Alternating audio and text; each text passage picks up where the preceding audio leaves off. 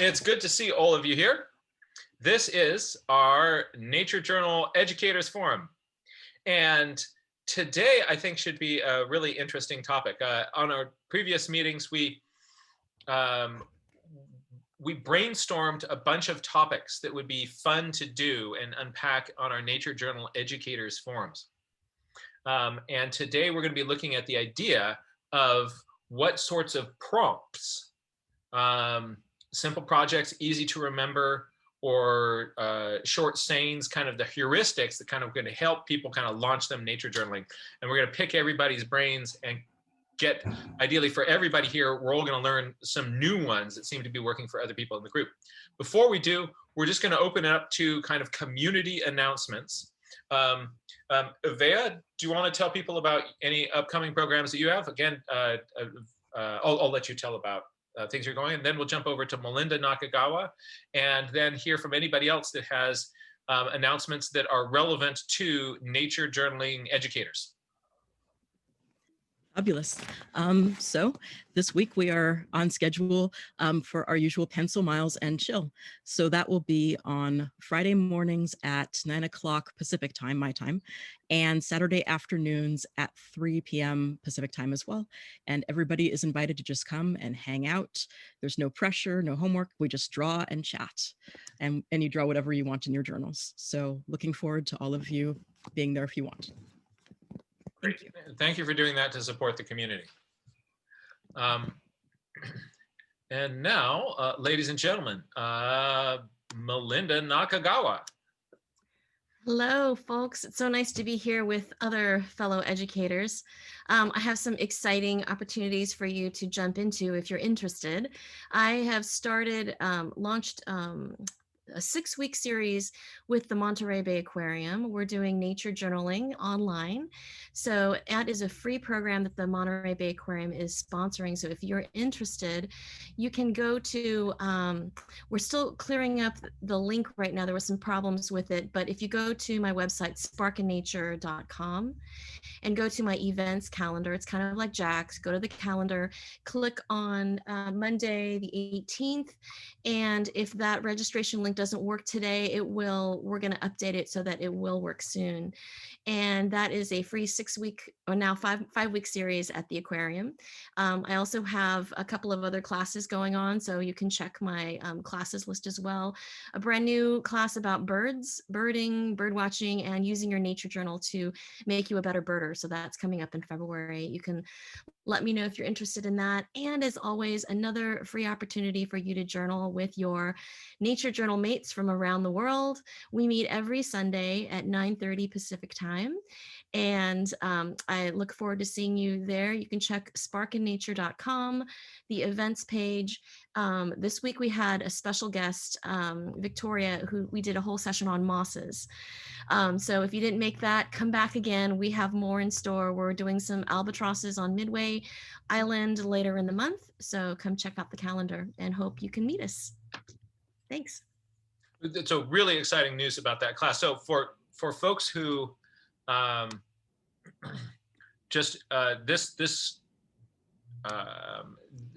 Melinda's class there at the aquarium is going to be really cool. Like they've got these cameras that are right up against tanks. So you get kind of up in the face of all sorts of lovely critters. So you're going to want to check that out. It'll be a lot of fun. It'll be fun. The aquarium itself is closed, but we're recording or filming from the education building, the Bechtel Center. So they have some special tanks and some special cameras set up so that we can get up close to some of the other creatures that live there. And it is not recorded. It is not recorded. You've got to be there live. So, yep, come on down. That's right. Live sea cucumber, right? Yes. Get your sea cucumber on. It's going to be good times. So now what I want to do is jump over to community here. Are there any, before we get going, any community announcements, other things that people wanted to share? If so, and on with the show then.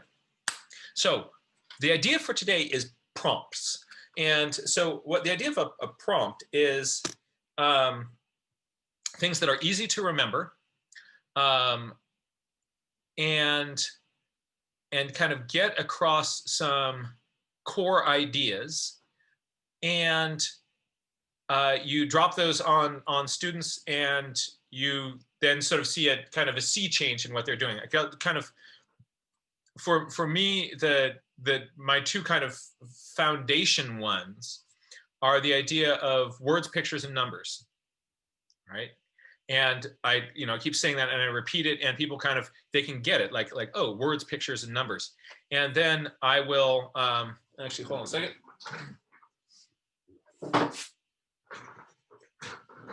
We can make this visual. So when I'm doing words, pictures, and number, for when I'm talking about words, I'll write out words because it's a word. And then, pictures, you can do, whatever, just sort of a symbol of something. And, numbers, you can do either the number symbol, or you can just sort of write, the number 5. So very often as I'm presenting this, I will have words as words, pictures as pictures. I think probably the best would be sort of numbers as numbers, right? And then there's a visual that kind of goes along with that. A similar thing that I do is sort of a little prompt for people is just the idea of I notice, I wonder, it reminds me of. That sort of has become a bit of a nature journaling mantra. And for people who are kind of new to this idea, the idea of I notice, and for that, I'm going to put in a little exclamation point. Also, sometimes when I'm talking about this, I'll draw a little picture of an eye, but it's easier to draw an exclamation point. So I notice is all about prompting us to enhance our observations and to take those to a higher level. All the nature journaling, it starts with observation, observation, observation. And then I notices, off the I notices come the I wonders, and it reminds me of. So a little symbol for I wonder is just a little question mark. And you don't have to make these block letters, but I find when I'm talking to kids, kids like block letters, and I do too, because I'm still a kid. And then if you want to, you can put in just on one side of them just a little hint of a shadow there, and then you've got 3D block letters, right? So the I notice is intentionally harnessing curiosity. And the last bit of it is it reminds me of. And so I will put an equals sign for that. So it is like this. Another way of doing that, if you've got kids who are a little bit older and might be familiar with, is the equal to or similar to symbol. So you sort of make that top one into a little squizzle. And so you can have a little visual symbol for I notice, I wonder, and it reminds me of. And again, that is for observation, curiosity, and creative thinking. The definition, if we're using here for creativity, is your ability to make useful connections between seemingly unrelated things. So useful connections between seemingly unrelated things. And it reminds me of really gets you practicing doing that. So this is an example of a prompt. You don't have to turn all these things into visuals, but something like I notice, I wonder, it reminds me of, or words, pictures, or numbers. It's easy to say, easy to drop on our students, easy to incorporate into kind of a regular part of our programming, and it's game changing. I've seen people kind of go from a journal that is, drawings of things to just doing the words, pictures, numbers flip. And it just opens the floodgates for all sorts of really cool stuff. So that's an example of some prompts. There can be prompts for large, just whole processes of nature journaling or little parts of it. So it could be when I'm teaching this subject, here are the little prompts that I use just to kind of pack around something. So prompts can be big picture for encompassing all of nature journaling, like the 2 examples I just gave, or a little bit more specific when you're dialing in on things. And I would be interested to hear from folks here about prompts that you use. Think of the things you find yourself saying a lot that are catchy and kind of help move the ball down the field with this.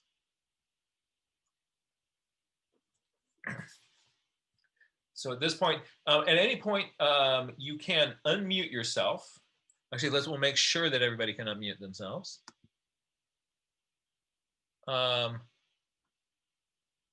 They should be able to. Okay, great. So feel free to unmute yourself and share.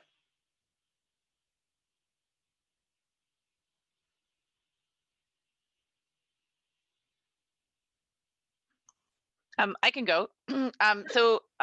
It's Billy Joe from Ontario, up in Canada where it's freezing cold right now. I've been using the words, pictures, numbers, and the I notice, I wonder it reminds me of as well. But I've found that I've been using a lot with little kids, like grade 1. And so sometimes it reminds me of their they might have trouble with the writing of like what that looks like in terms of words. And I had a teacher the other day give me an amazing prompt, was to use thought bubbles. And so maybe instead of the equal sign or the sort of go to or whatever, you can use thought bubbles, because then in the thought bubble, they can draw the picture of what it is that it reminds them of. So that in the last like week or so, I've been doing quite a bit of kindergarten, and it's been really awesome to get them to sort of think about that. And then with the I notice as well, we've been using a lot of eyeballs, so they can use the eyeballs and then they can point to the things that they're noticing, because they can draw that they understand that there's a hole in their leaf or there's an extra piece of their stick. But maybe especially if they're in JK, so they're, maybe have just turned 5. Yeah, so they've been able to use arrows a little bit more, or sound, we don't focus on spelling, but maybe they can even write the first letters of the words. So we've been trying to give our little kids a few extra different little prompts, but I've really liked the thought bubble. The thought bubble has been really awesome, all the way up to sort of kindergarten, and even today I had grade 5s, and some of them were using it as well. So it's just a little bit of a different sort of take on it, especially if we're having trouble with their writing, or if you have ESL, right? So English, to write it in English. They could write it in their own language if they know that, but if they're trying to use the English language, and they're just not quite there yet, again, these prompts have been a little bit helpful, just in giving them a little different way to think about it, sort of thing. Oh, that's really fun. That's really fun. So yeah, I like that thought bubble. So the let me see here, and for eyeballs,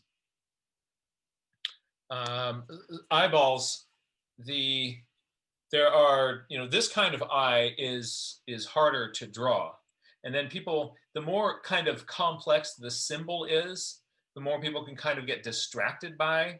I'm now going to try and spend all their time going like, I'm working at drawing my eyeball, right? But these little googly eyes that are kind of staring at, and you can do them as separate little eyes, right? So this is fine. But what's more fun is, like, let's say you want them to, here is your drawing where that exclamation point is. That's what you want to draw attention to. Is you can overlap them slightly and then have them look down at whatever you want them to look at. So you can have the eyeballs directed to where you want to see. That's fun. And I love that it reminds me of Thought Balloon. This is cool. And I sometimes have in my journals just I'll write IRMO for it reminds me of. Now I can put those into a thought balloon. And so that gives me some kind of visual iconography that I can start to play with. I think that's cool. Billy Joe, you're rocking it. All right. And more ideas are going to come to you. So I want to hear from you again. Right. Let's jump over to gallery view again. And who's got another thought or another idea?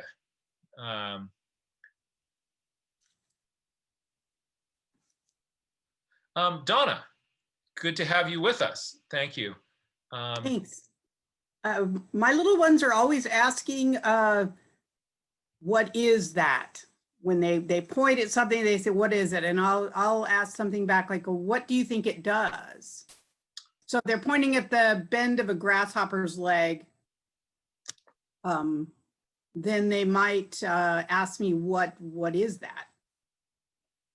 Or, so, and I'll say, well, what do you think it does? Let's look at what it does. And they'll see it move, and then they'll say, oh, it's legs. Or he walks on them. It's very simple. I know, I'm sorry. No. This is the things like this are these little tweaks. These are exactly the sorts of things which we're hunting for in this session. Because your little prompt there, your prompt of what do you think it does? People will start with what's this, what's that, what's that. And if you answer, that's a moose, right? Stop right there. Golden crowned sparrow, right? Like here is the name that scientists have given to it. And that's not something that you can really engage with in terms of thinking. It's just like somebody named it this, and that's the term for it. But what you're doing is directing that interest in it towards what can be observed and structure and function sorts of ideas. And I think that those, rather than the what question, what's this, what's that, what's that, I think very often what kids are asking when they say that is they mean like, what is going on here? Why is this significant? What is happening here? And if when we say, what's that? And you go like, oh, that's a golden crowned sparrow. Then that just stops things. So when you say, well, you're answering that with sort of thinking, sort of directing them into to function, and to, rather than go for the name, to think about what it does. That's something that you could use that approach in an environment where, let's say you don't know all the types of insects in a place that you're exploring. You could use Donna's prompt there really effectively with that. That's cool. And clearly a teacher. Look at the background behind Donna here. We've got this is the room of a working teacher right here. That's very cool. This is part of my classroom, so that's neat. So thank you. So along the same lines of let's go for the gallery view again. Along the same lines of, what do you think it does? Are there any other prompts that people find yourself reaching for on a regular basis to focus and redirect ideas in nature journaling or inquiry?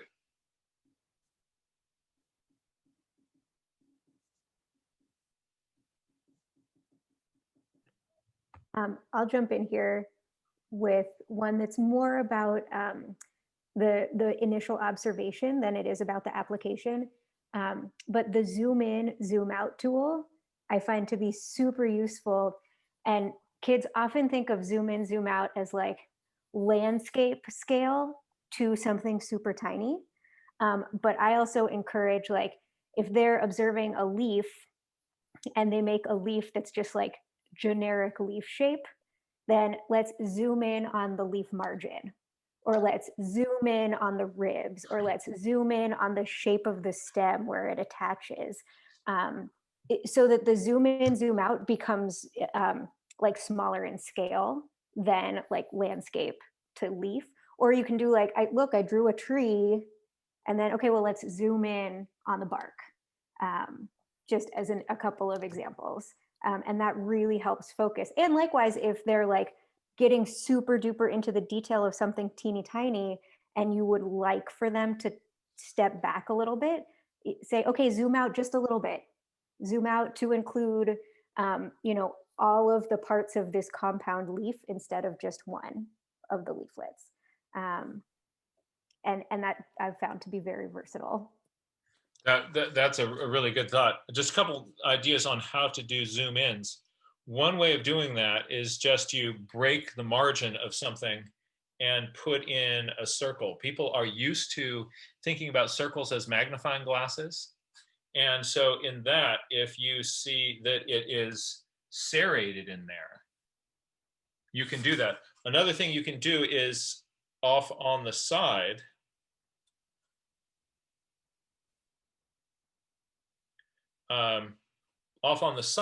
you can draw a circle and do that. A few other zoom strategies. If I draw a little box here and then fan those little legs out from it, I can attach that to a larger box here.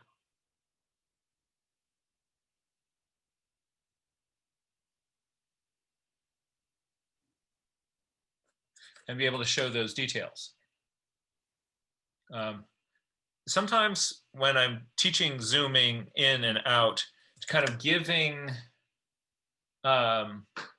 some ideas of like how you could make that look visually, that gets kids excited. Like, ooh, I want to do that one, or I want to do that one. So sometimes if you give a few of these little things, they'll do that more. That's a really great idea, Tara. That's because that's also, once they get that idea, they can apply that to every journal page that they're doing. Similarly, if somebody's making, if you've got a map, of something, you can just draw a little arrow coming off of that, and then you draw, whatever object you found there, right?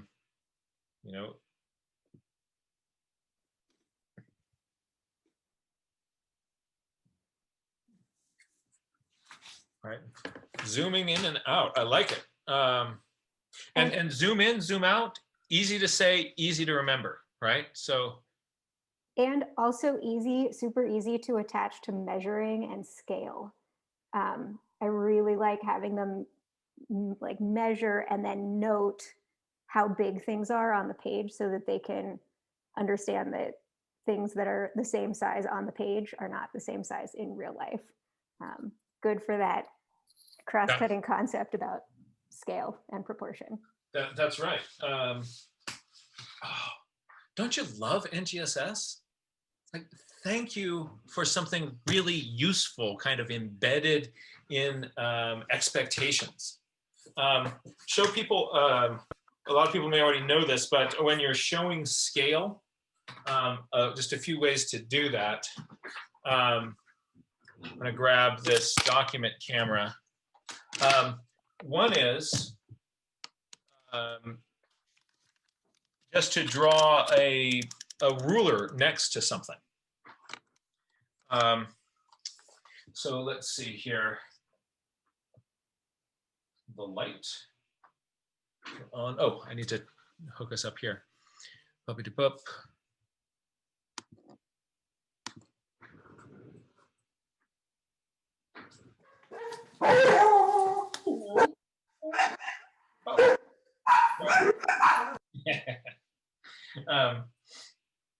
So if I've got, let's say I found an object, this is this really cool thing I found, and I want to, make a little diagram of it. Matt, can you move your board? So I just interviewed this. Thank you very much. All right. So here's this little object.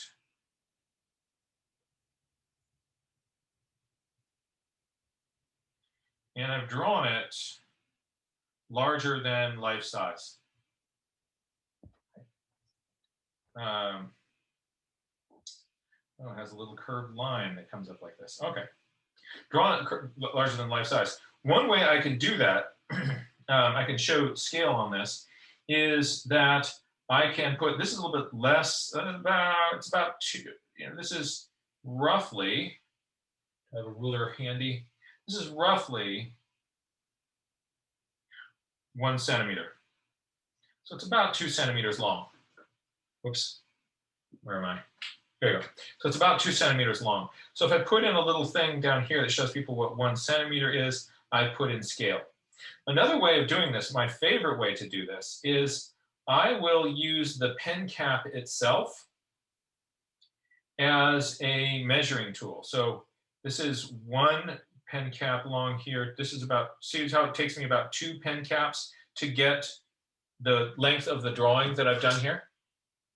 There's my first pen cap, second pen cap height. So what I can do then is, because it took 2 pen caps to get there, this is twice as big as the life-size thing. So what I can do is just right next to it, 2x. So if I have, I've got, some little object and I draw it this big,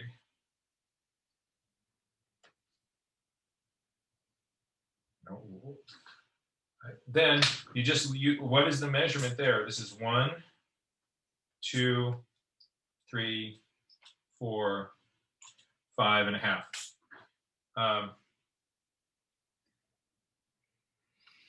That's magnified 5.5 times. And so it allows you to do that really, really quickly. Another great way of adding on a let's say I've got a picture of a tree here.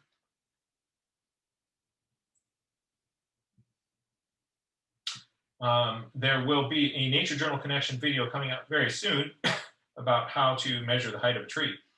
But what works often very well is just on your Nature Journal page, you draw yourself right next to it.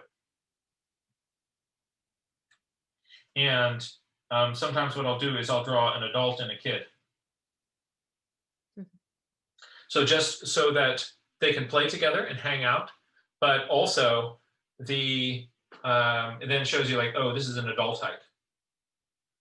And you kind of get, if you're just kind of roughly that this tree is 1, 2, 3, about 3.5 adult heights tall. That's within the wiggle room of the level of accuracy that you probably need. You don't need to know exactly how many feet or meters tall this thing is. This kind of little figure in there will give you that. So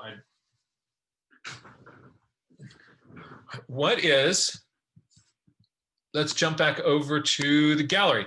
So we're getting some good ideas out here on the table, right?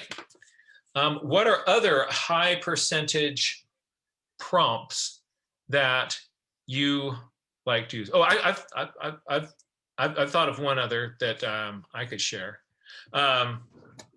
So when I am kind of unpacking the, let's see here, hold on a second. When I'm unpacking the I wonders a little bit, the who, what, where, when, how, why is a great thing to sort of regularly drop on people to get them to kind of be a little bit more creative in their question asking.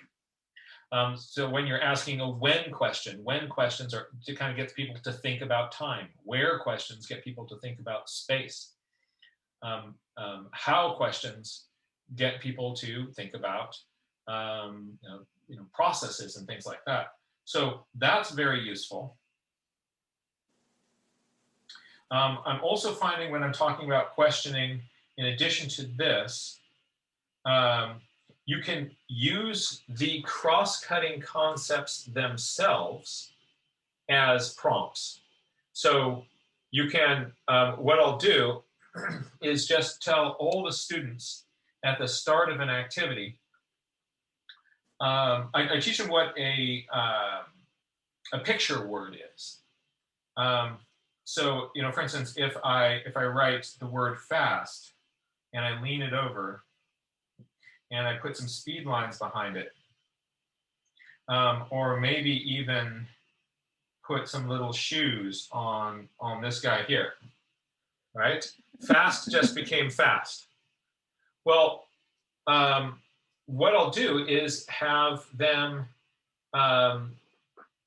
take the word structure or function or change or stability or scale and do a picture word just out of the word structure, right? Or function, right? So they write, you think like, function, then they'll write the word function. And, if nothing else, just so you can get people to make, if you can't think of anything that you want to do, you can make bubble letters, because who doesn't love bubble letters, right? Because they put the fun in function, right? So you can do some bubble letters, and then you can, I'll put leopard spots on this one, right? There's some leopard spots. And you get whatever they come up with to kind of turn function into a picture word is great. Now, you do this at the start of an activity. You just take a couple minutes and have everybody create a picture word around change, right? Everybody make a change picture word. And then what happens is you go out and you do an activity. This just drops the idea of that cross-cutting concept into people's heads. And a lot of the questions, if they wrote function, a lot of the questions that they're going to be asking are going to be structure and function questions.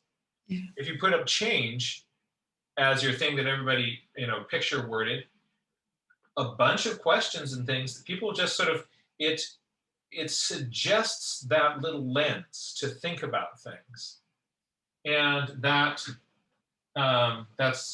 very useful. So you can use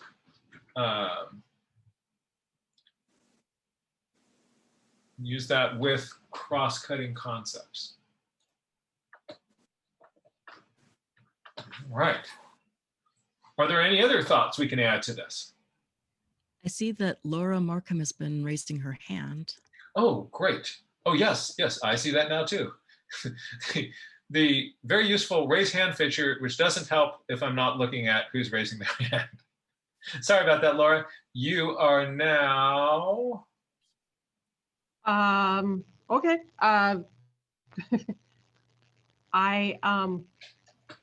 So I put one up earlier, which is just look up, look down, look all around, because my students don't tend to look everywhere. I mean, they tend to look out like that in front of them, but make sure you turn around and make sure you look down at the ground. And so we take time to make sure we do that. But I say use all your senses, and then I usually put, but not taste. So, and then you can draw like an ear for things that you hear and a nose for things you smell. And fingers for touch, but I'm not very good drawing fingers, so. And then we go out to the same spot, and so I will have, okay, find something new, or how has something changed, or what is something you have never noticed before. So. Yeah, I like what you're doing there. Those little kind of nose icons and things throughout your journal are going to be are going to be wonderful. They're fun to do, and so they also are going to prompt people then to start smelling things, because you get to draw a nose. And I also like that you're giving, you know, a very simple thing to look for, rather to, you know, if students get out there and there's no scaffolding of what to do, they're going to be lost. But you give them, you know, just something new that you haven't seen before in this place, something that has changed. All right, that's great. That's good. I'm going to show people just a couple ideas on. So if you're wondering, like, yeah, but how do you draw a nose? Try doing this, just a bump that sticks out, and ended that bump in a ball. And if you want to make it fancier, you can put the back side of the nose around that. But there's a little nose. And you can make it kind of a cute little upturned nose with a nostril. And there's the nose. And if you want to have it be like strongly smelling, you can do that.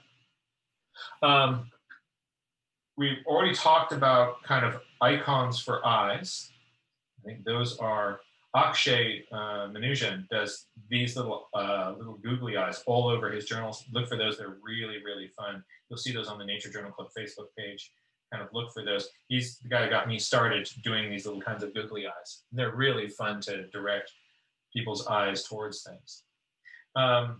Here's a quick touch finger. Make a kind of a little wave, and you curve the bottom of it and make another wave there. So that's that little bump here is the knuckle. And then put in a fingernail.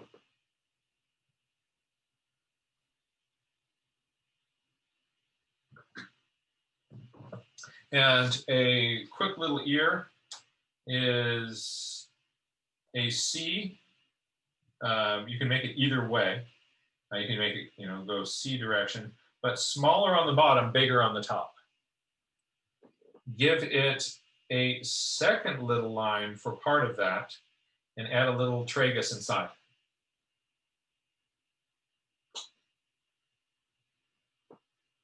And another thing you could do for sound is to draw a little musical note. And I like that ear better.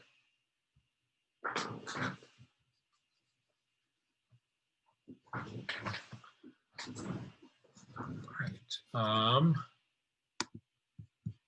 Let's go back to the gallery view. Any other ideas of things you find yourself saying, redirecting, doing all the time, kind of high percentage ideas, things that can become a journaling earworm? Sometimes I find with the I wonder questions, some of the kids will be looking for immediate answers. And I don't want to just give the answers away. So I always ask them, like, is it something that you can observe? So you can use your googly eyes to be like, it's something I can watch over time.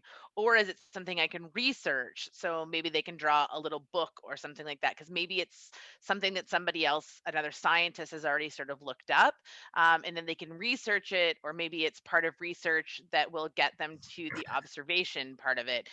So I like to sort of give them little prompts as to that, and also let them know that some questions might not have an answer. So it might just end with the explanation or the question mark. You know, I had a student ask me one day, like, does the tree feel when the leaves fall off of it?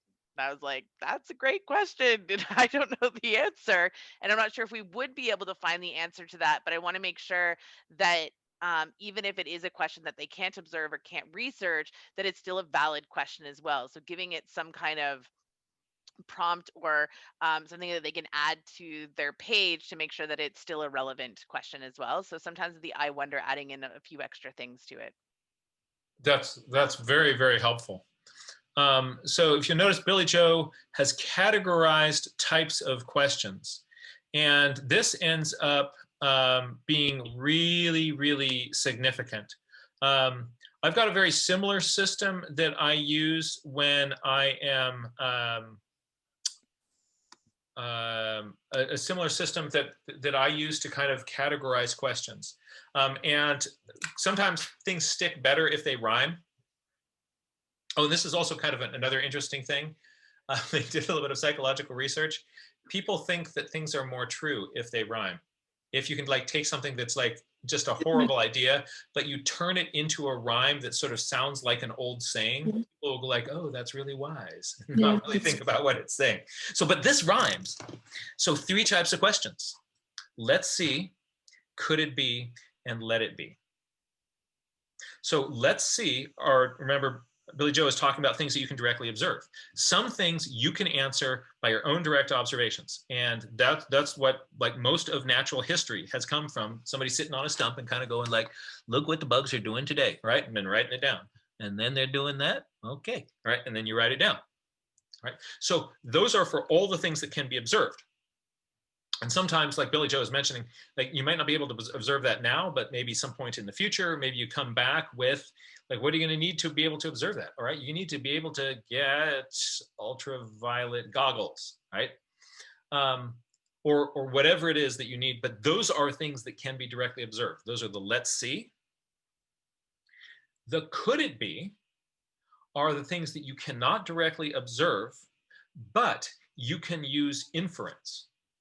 And with the could it be questions, like an example of that is, let's say an example of let's see is, when do the ducks return to the pond?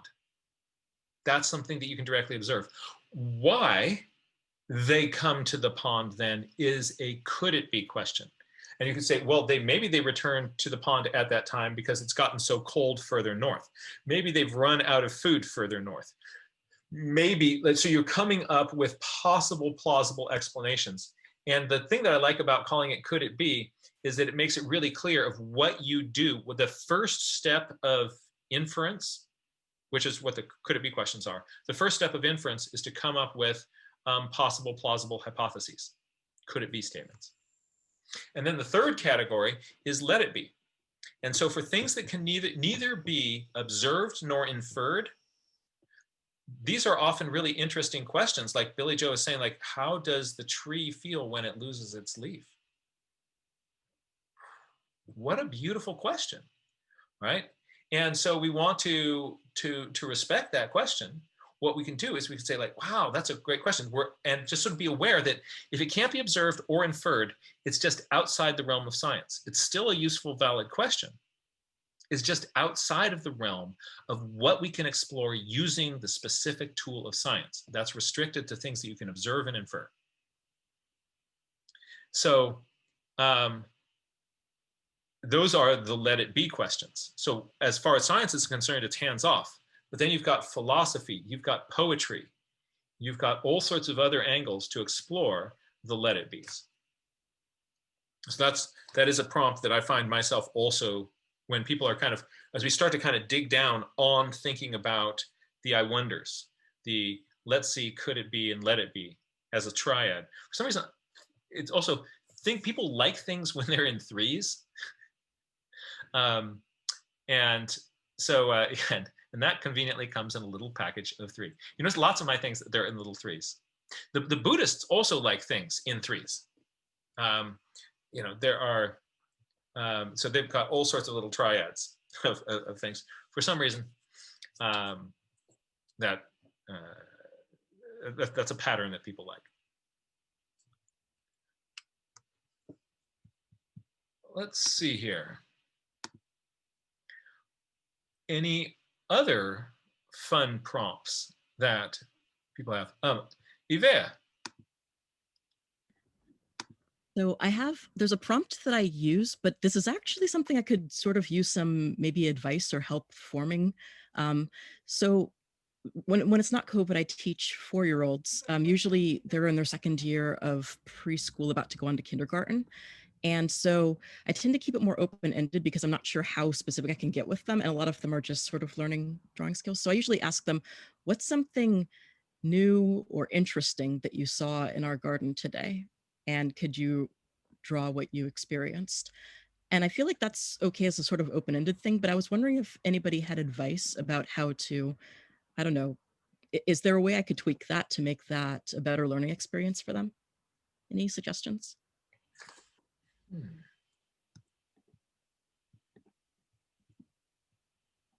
I'm not sure if it's advice exactly, but usually I'm out with my niece all the time, and I'm trying to think of like she's gonna be 4 in a couple of days, and I'll always say, "Can you tell me more?" And then if she's not in a talking mood, which sometimes happens, I'll be like, "Can you show me more?" And she'll show me, or she'll actively try to do the thing, like to be the leaf, or so I find that's sometimes useful. I like that. So you're saying, show me more, or sometimes tell me more. I like how active that show me more one is. That's cool. I think going into that nonverbal communication is really cool. So it doesn't have to be words, and we can tap into people who are younger and might not be able to articulate exactly what they're seeing, although what they're seeing is something that might be really interesting and valid. I'll share a few prompts. I've got a whole bunch, and I just wanted to just hear what everyone else had to share, but I'll just throw a few in there right now.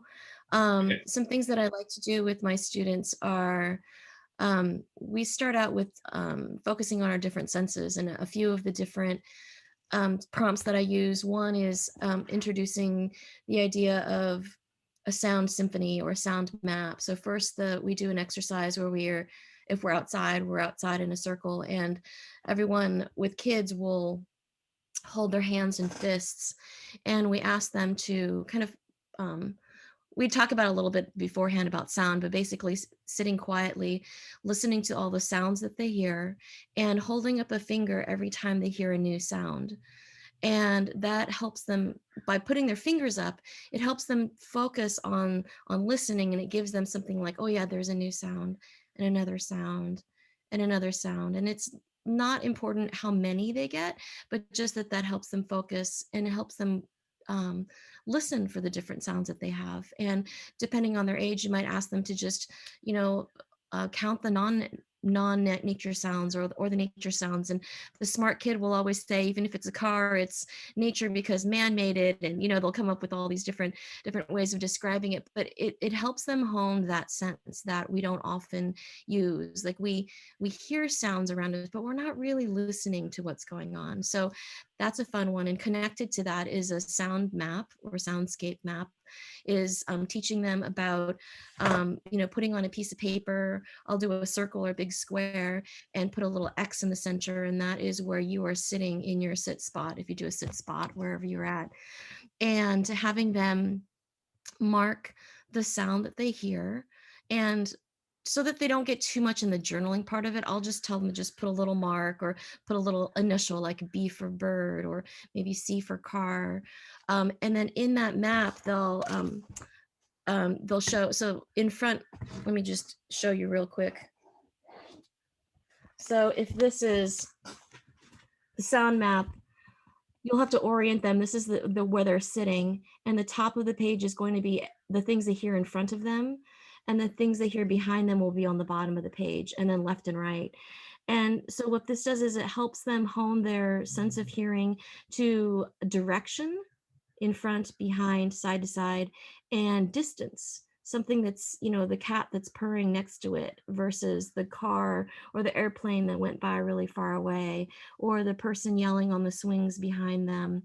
That kind of orients them to kind of a sense of place, and using the sense of hearing, and kind of starting out with mapping, understanding the locations. So that's one thing we do. We also do colors. I really like doing a color walk.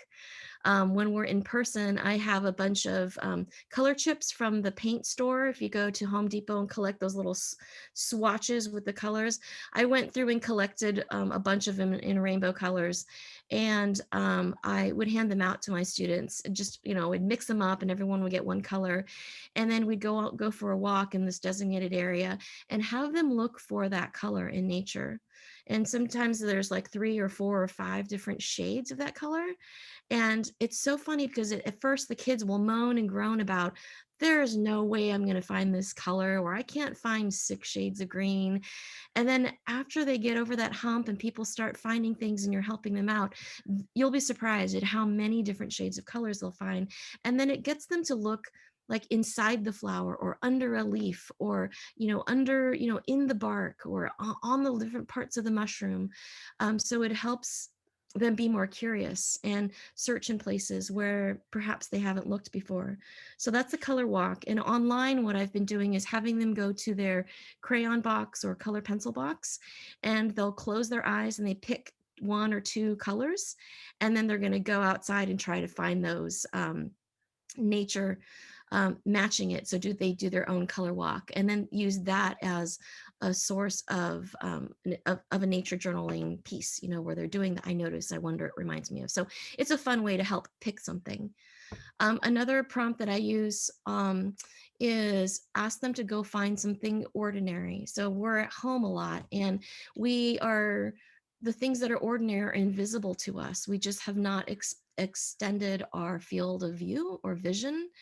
So I like to ask them to go to something that's ordinary, something that's always there, and sit down with it and, nature journal that, get to know that jade plant, or, birch tree, or whatever it is. And, maybe give them some other things to do with that known subject, and come up with some things that they've never, and come back with, something that they've never seen before in that subject. So that's the sound, hearing.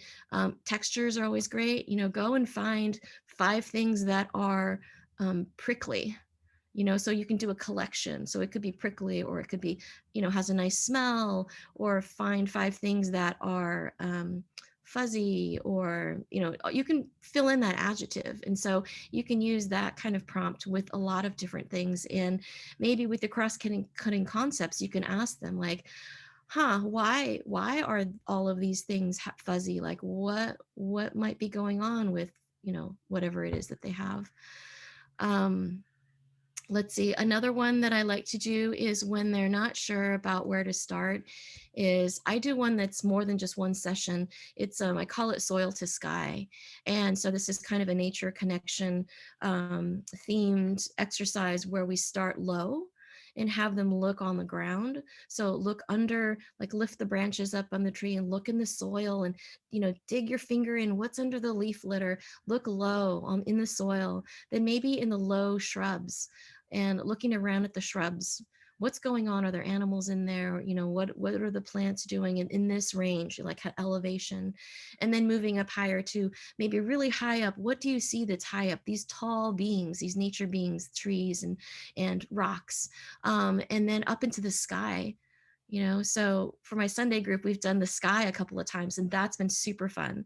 Talking about clouds or weather, or looking at the stars, the tracing the sun or the moon. And then along with that soil to sky, adding in water.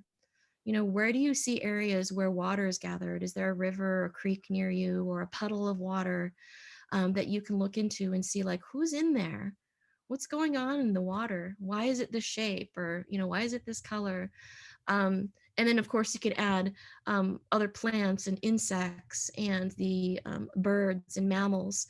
So I kind of use that as this overarching palette, and we can kind of start in different areas in our environment, because like one other teacher had said, we go out, we're not used to looking all around us. We're staring at a screen, and where is the screen? It's at eye level in front of us. Nature is not only eye level in front of us, it's all around. So I really like giving them these opportunities to just do things different, and it's really great for their bodies. Bending down low, getting on your knees. Oh my gosh. a micro hike, so, or a belly hike. You know, kids love this. Have them get on their bellies and pick a little spot. This is kind of like Jack's safari. What was it called? The safari, in the loop. You know, I have them go and put their arms in a big circle and find a patch that's like this big, and then get down on your hands and knees and see what's there. Right? There's a whole world. Oh my gosh, if you can find a patch of mosses, that'd be great. So giving them different senses of scale is a fun prompt too. Oh yeah, it's called String Safari in Jack's How to Teach Nature Journaling. So, you know, similar to that, just, you know, a different riff on that kind of idea. So those are just a few things. There's a whole lot, but I'll just stop there. Awesome. Very, very helpful. Evea. Hearing Melinda speak reminded me of some really good prompts that my friend Julie Tennis does. She had us do this 5-week thing with sit spots, and then let me see here. Yeah, so she decided to make each different week about a different element. So the first one might be air, and then we could brainstorm all the different ways that we could see air, which was really fun, kind of building off of each other. So having the class brainstorm and have ideas about, you know, who lives in the air, or the winds, or how the clouds move in the air, or sounds through the air, just all of these different ideas, or, you know, constellations, night skies. And so everybody kind of gets all of these different ideas, and then they go to their spot, and then they try to just focus just on that element for the day, and then just trying to map it out, or maybe make observations. And then the next week it could be fire, and that could be all sorts of things. It could be real fire, it could be the sunlight, it could be signs of drought. You get the idea. And then the same with water, and the same with earth. And then the 5th one is life. You just kind of see who's alive. Or one fun thing too is to look around and see evidence of life, so that even if there are certain things that aren't alive, you look to see, oh, are there footprints here? Is there scat here? Are there carcasses here? Former homes of, you know, nests or webs or whatever else. So those can be kind of fun if you have enough time with the class as well. The five elements. I like that. So when you're talking about finding something new or interesting, Evea, that reminded me, that got me sort of thinking about, sort of along on a similar line.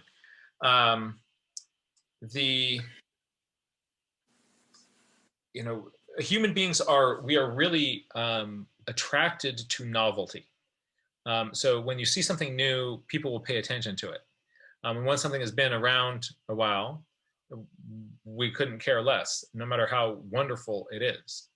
You know, around a lot of people have seen European starling so many times that they have stopped noticing that it actually is an utterly exquisite bird, both in summertime and winter.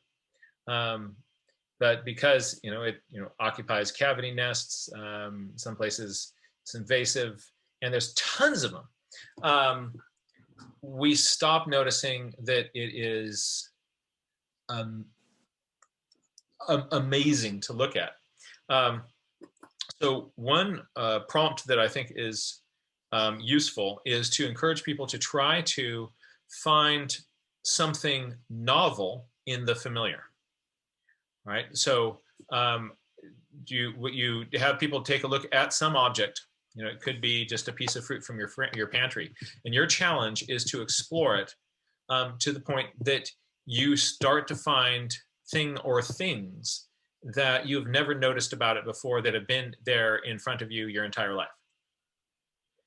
So that's fine. That's a fun prompt, and along with that, I find something that I am saying a lot when I'm working with groups of students. I'll start students observing something, and then what will happen is I'll go over here and start doing my own journaling, and I'll look over back, and one of my students, they've already finished, and we're just getting going here. And so the kids feeling like they're done after putting a couple of lines and maybe a question on a piece of paper was a persistent problem for me. So what I now do is we'll often let the students know that some way into this project, you are going to get the feeling that you're done. You'll get a very convincing feeling that you're done. And that's just, your body's way of saying, like, I think for my survival, I've got all the critical data here. And there's sort of a survival, there's a utility, and then your brain kind of goes like, let's go on to the next thing and see if we can eat that. Yeah. But being done is more of a concept for cooking a cake, yeah, than making an observation. So it's great for baking cake too long and it's burned. But with observation, the world is infinite around you, but your brain quickly kind of assesses something. Is there something essential here for my survival? And if no, then your brain goes, okay, cool, I'm done. And so what I now do is I'll tell students to expect that they will get that feeling of being done. And that has, and I tell them that has nothing to do with how much you can observe. And what you want to do is look for that feeling, because everybody feels it. I do too. I'll go like, this feeling of kind of task completion. And then what I do is I challenge myself to see what is the most interesting thing that I can observe or discover, or the most interesting question that I can come up with after I get that feeling of being done. Because all the feeling of being done is, it's the point where you usually stop paying attention. And if you can push yourself beyond the point where you usually stop paying attention, that is where the infinite kind of wonder and splendor of the universe has been hiding in plain sight. So I tell people to look for done. And when it arrives, smile at it and say hello, greet done, and then just work through it and see what are the most wonderful observations or discoveries you can make after you got that feeling. And then it makes it kind of fun to notice done. And then when kids get to done, they're not saying like, oh, I'm done. They go like, oh, look, there's done. And so then I will, in doing wrap-up conversations with students, I'll say, like, what was the most interesting thing you observed after you got that feeling of being done? Right? And how many people were able to push through that? And hands go up, and you can have a conversation about that. I find that, so the idea of kind of calling out done and to the challenge of finding the prompt of finding the most exciting discovery that arrives after done is really, really useful for kind of getting people to kind of go the step beyond.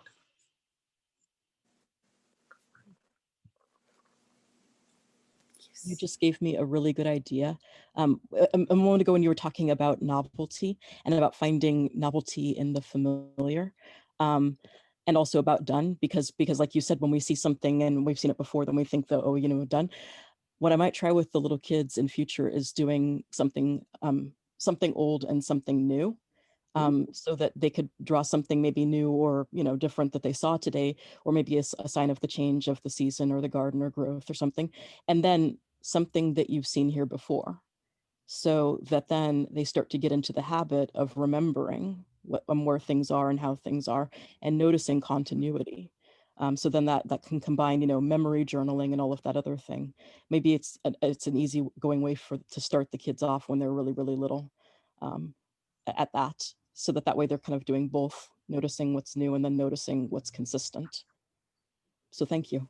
I'm excited to try. I like that. I just wrote down something old and something new.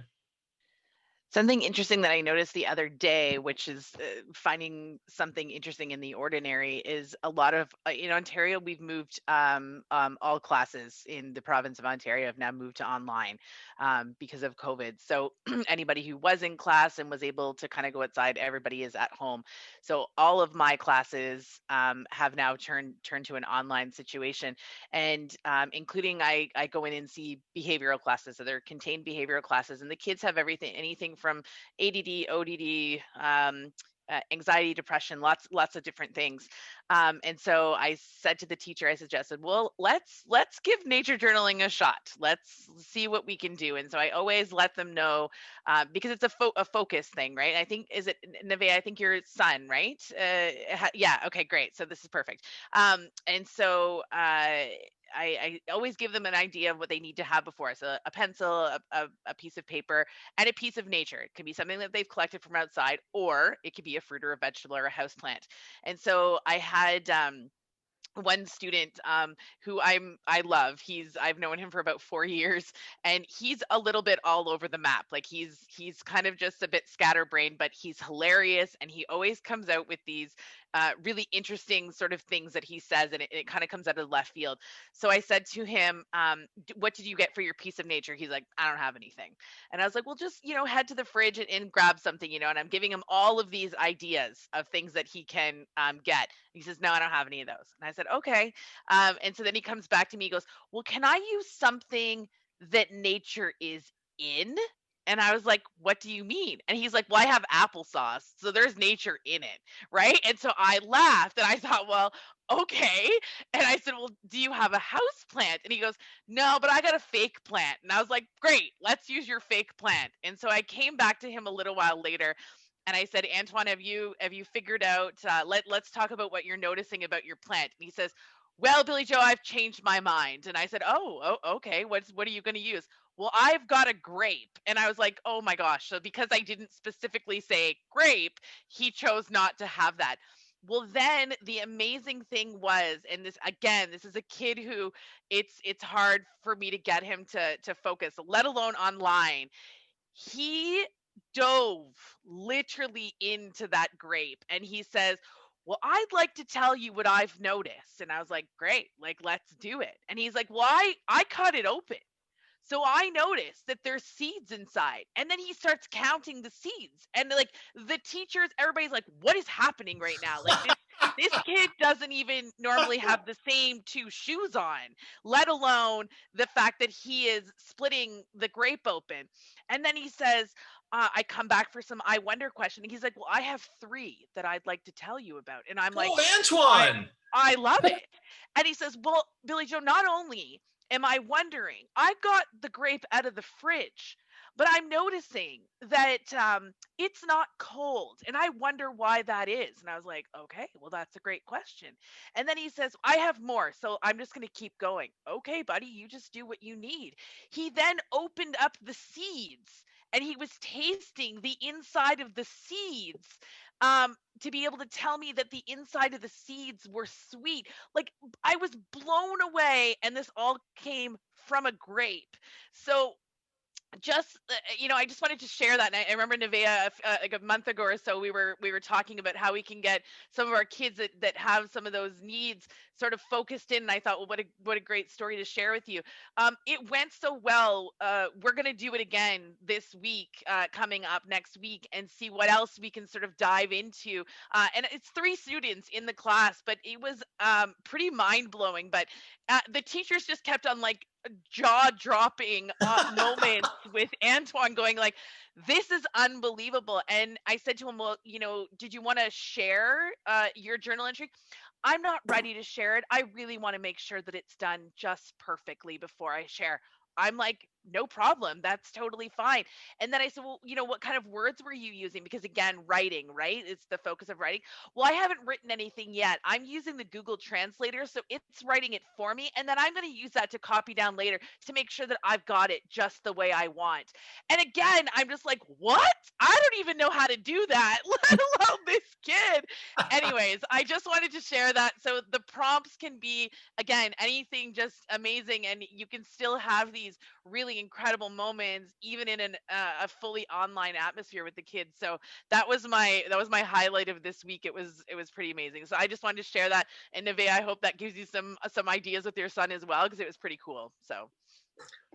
Oh, hey, that story makes my week. I love the story of Antoine and the grape. Just grape expectations. And what you've got there is you've got a phenomenon. There's something in your hand, and it's not about, very often these nature journaling activities are equalizers, right? That so that if I'm asking something of the students that requires prior knowledge, there'll be some kids that know it and some kids that don't. Right. But everything that Antoine needs to become a grape expert is there in the grape. And because it's based on my observations that I can make here with my little grape, the questions that I can ask here with my grape, the connections that I can make here with my little grape, it requires no prior knowledge. And so you can get moments like this of like crazy student engagement. That is really, really beautiful. Thank you so much for sharing that. And on that note, this is going to be our wrap for today's Educator Forum. That was really wonderful story, and I've also really appreciated people sharing as many of these ideas as you have. I'm just looking at my list down here. I've got something old and something new. I've got a piece of nature. Show me more. Tell me more. What else do you see? The senses, the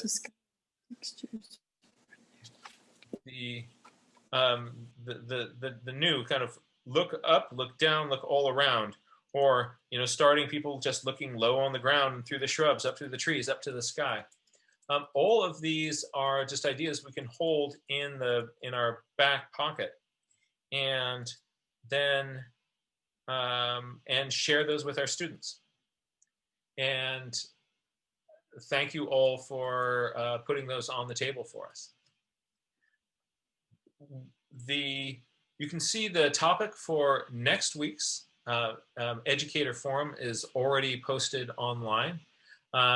If you might want to take a look at that topic before you come to the meeting to see if there's anything specifically that you'd want to bring to that meeting.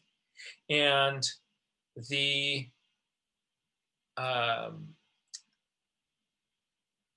and if you don't bring anything particular to that meeting, that's okay too. You can just show up like you always have. So don't think like, oh no, I need to like bring something to this class to be able to participate. No, we'd love to see you here. Thank you all so much for participating, sharing, and it's great to see all of you. Want to encourage you to find opportunities and excuses to get outside with your own nature journal. Remember that one of the best ways that you can encourage your students to do this is just to make it a regular practice yourself. I often observe that my daughters really don't listen to what I say, but they watch everything I do. And so I am, every moment, it's my duty to kind of role model what I want. So if I want them journaling, I should be filling up my own pages as well. And so too with our students in classrooms. Hey, everybody, thank you all. Be safe, be kind, and I look forward to seeing you all again.